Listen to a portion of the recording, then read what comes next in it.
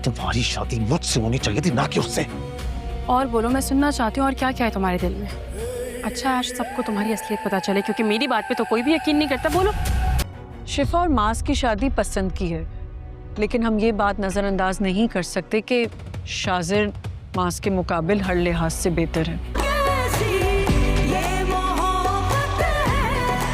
किस किस्म के लोग हो तुम? बहन एहसान ना लेने के ड्रामे करती है और भाई एहसान पे एहसान लिए चला जा रहा है। रिकॉर्डिंग कर रही हो तुम मेरी? निकाले इस डर से उन्होंने शाजिर को दूसरे शहर से फोन करके बुला लिया और शाजिर ने वो घर दुगनी कीमत पर खरीद लिया। अरे मास को कदर नहीं है तुम्हारी। छोड़ना चाहता है वो, तुम्हें जान छुड़ाना चाहता है तुमसे।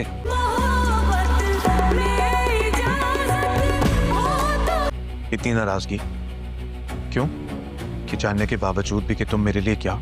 मास शिफा के पैरों तले से ज़मीन खींचने वाला है और मास को जब ये बात मालूम होती है कि शाजिर ने दुगनी कीमत पर आलियान का घर खरीद कर उसको तोहफे में दे दिया है, तो वो शिफा के पास आता है और यही बात कहता है कि बहन शाजिर का एहसान ना लेने का नाटक कर रही है और भाई एहसान पर एहसान लिए जा रहा है। तुम्हें तो शर्म आनी चाहिए।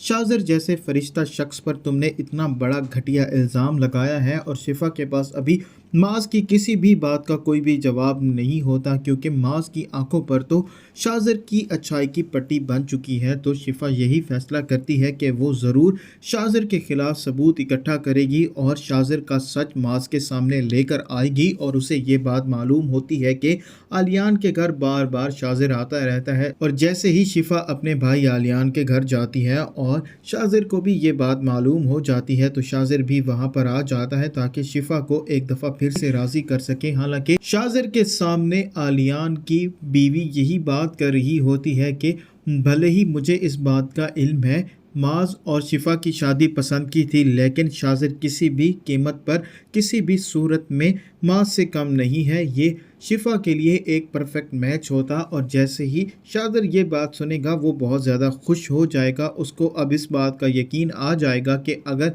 माज शिफा को छोड़ता है तो आलियान बिल्कुल भी देर नहीं लगाएगा शिफा की शादी शाजिर से करवाने में।